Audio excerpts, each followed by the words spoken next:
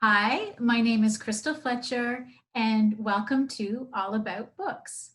As a book lover, I find it fascinating to hear about what inspires other authors to write their books. So, on All About Books, I interview authors firsthand to learn all about it. Today, I am delighted to be speaking with A.S. Compton about her debut novel, A Grandmother Named Love. It's published by Inanna Publications. And just to give you a little taste about what her book is about, I'll read the back jacket cover. And Susanna, please correct me if I mispronounce your characters' names. No problem. Thank you. Loreto lives a comfortable but lonely life in her retirement years. Alone in the home her husband had built in their rural village on the Kalahari in southern Africa. She becomes a grandmother when she adopts Lezadi after the death of a neighbor from HIV-related causes. Then 6 more children come into Loreto's care, 4 of whom are biological grandchildren, 2 are adopted. Now primary caregiver for 7 grandchildren, she struggles to feed them all, to teach them right from wrong and traditional ways of life in a world shifting and modernizing. We see how AIDS, as well as cultural changes, disrupt traditional life when Loreto's son also dies of the disease. When Lezadi is assaulted, Loreto and Lezadi face a real crisis that may forever change the course of their lives. Welcome, Susanna, to All About Books. All right, so I've got some questions for you. Yeah. Before you began university, you spent a year in Botswana, Africa. Can you tell us what you were doing there? So it was actually 6 months. It was during my gap year. I don't think I could have quite stomached a whole year away from home at that stage. I was only 19. So I spent, it was kind of a volunteer thing, or definitely a volunteer thing. I spent 1 month in a rural village, just about an hour outside of the capital city called Loreto. And then I spent the rest of my time in the capital city of Gaborone in Botswana. And most of my time was working sort of shadowing a missionary family there, seeing what they did, helping out with this and that. And I also spent a lot of that time working in HIV awareness. There was this really fantastic sort of grassroots program called Face the Nation. And they had young people, like university-age students, teaching high school students about HIV awareness. So it was like their own peers talking to them as opposed to having a teacher kind of talking at you. And it was an amazing program, really opened my eyes to so much. Great, incredible learning experience. Oh, so I like after 6 months in that incredible learning experience, how did Africa change you when you came home? Oh my goodness, that's a huge question. I think the most important thing was that I knew I wanted to get outside of my little North American box, and I certainly was able to experience something different from how I had grown up. It also opened my heart to just, I really care about the HIV crisis, and that's something that I think will always stay with me, just wanting to continue awareness wherever I can, and also just knowing that like all of the stigmas that we have built up here and there are so irrelevant, so incorrect. And I think that there's a lot of similar things that you learn when you get outside of your own little box, especially when, you know, I grew up in rural Ontario and hadn't really been far.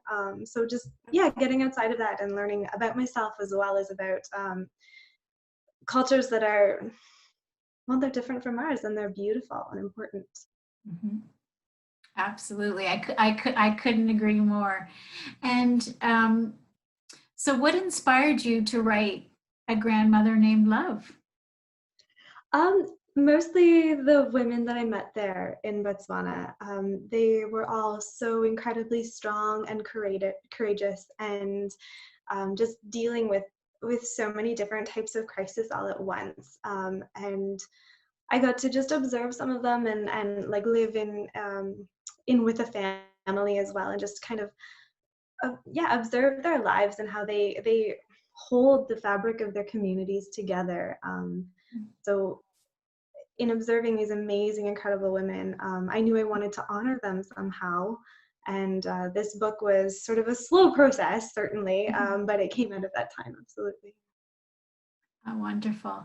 Now, your main character, Loreto, was she based on any woman in particular of all those women that you met?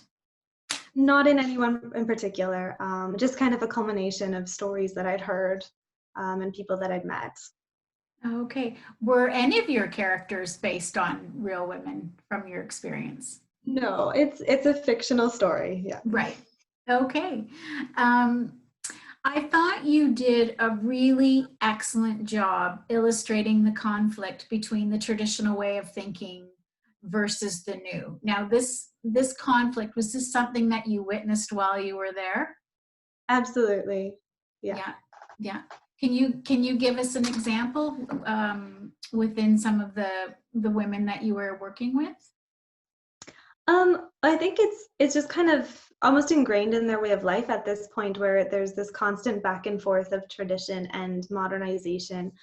Um, so living in the village, I got to see very much village life, and a lot of it, of course, had its traditional elements to it. And then there would be like, the houses that I stayed in the village, they would have maybe one outlet, maybe two, and in that one outlet, they had their TV. They didn't have a Right. stove hooked up to it, or they didn't have electricity, like lights hooked up to it. They had a TV, and this just, to me, I was like, lighting seems a little more important. I don't know, maybe, but this was just their sort of mixing of traditional life and also the outside world. Um, so there were a lot of that sort of thing. There was also just village life being kind of one space, and then life in the city was a very different space. And so a lot of people would work in the city during the week, and then they would come home to their village, and the village was home. That was, very few people would say that Habarone was their home. But home was in the village. And so just that, also that movement of kind of living in a bit more modernized space during the week when you're working, and then coming home to the more traditional space as well. Right. Okay. Now, I was hoping today that you would do a reading for us.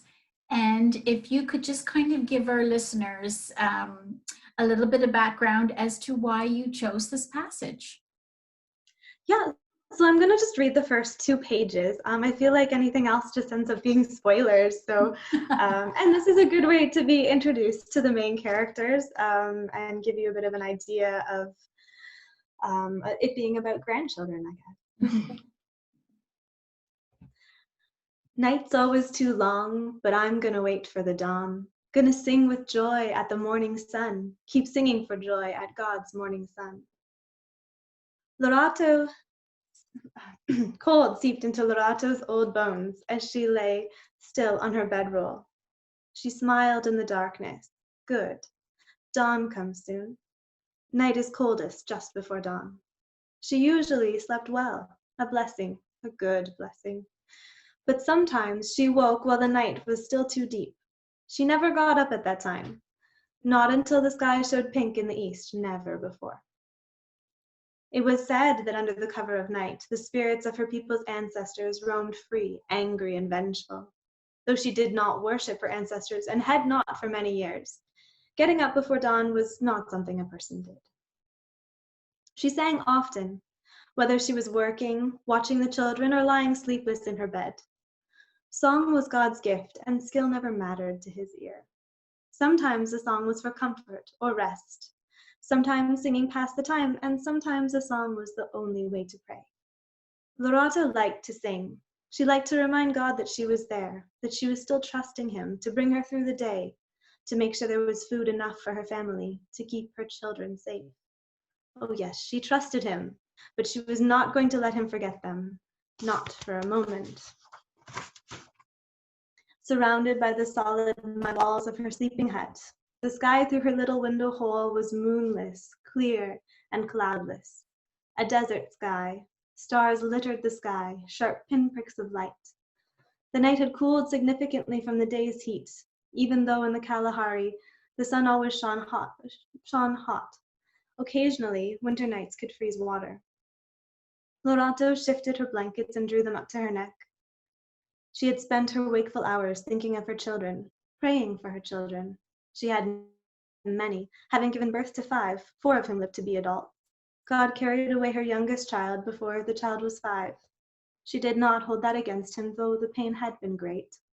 God gives and God takes, and her little Nkemi had left her with a peaceful smile, to live in paradise during these days when the sun shines hot on a dry land. 4 children and now 7 grandchildren in her care. In this life, there was nothing more one could ask for. To know and love her own grandchildren was the greatest blessing she had ever known.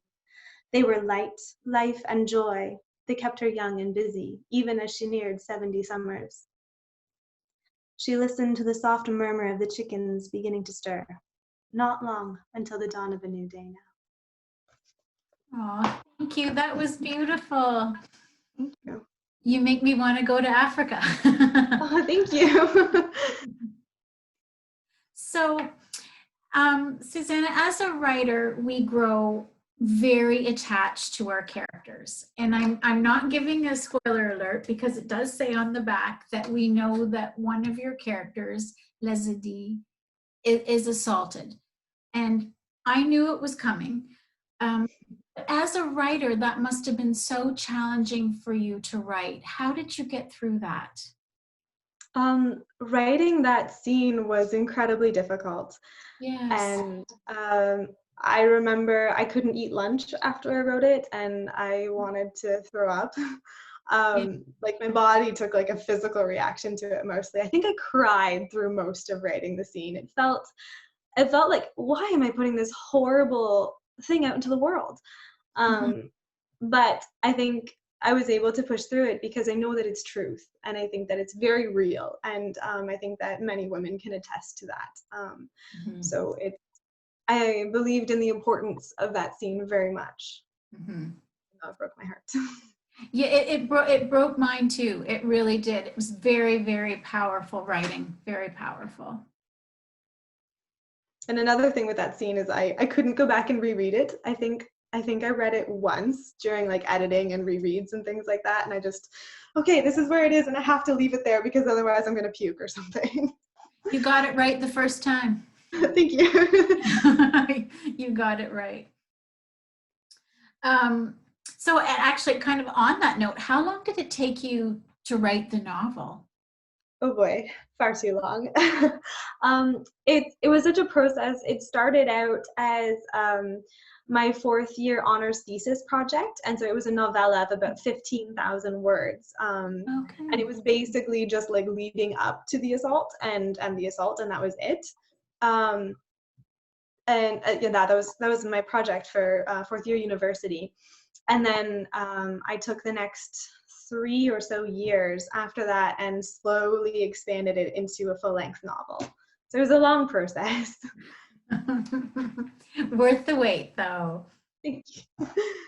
And of all your characters, because there are 7 children, who was your favorite to write? I love Lizette. Yeah.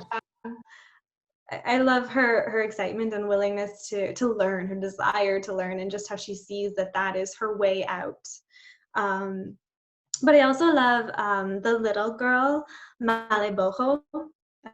So she's the youngest girl, and her name means gratitude. And Maleboho was the name that I was given by my village family.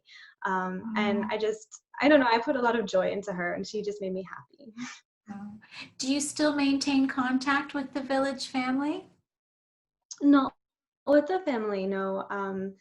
They didn't have like regular internet or anything like that. And when I was there, this was over a decade ago, so a lot of things have changed then, and I wasn't able to like have email or anything like that with them. So I would love to look them up someday. I'd love to visit again.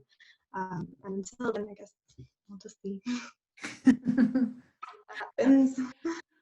And what would you say, because this was your debut novel, so what was your favorite aspect of going through this process? Because that's a big deal, writing a novel. Um, oh my goodness, a favorite. I don't know. I think everything about it has just been incredibly exciting because every step of the way is something new. It's also exhausting because everything is new. So like the first time, I finished my first draft of the book and I was like, oh, what did I do?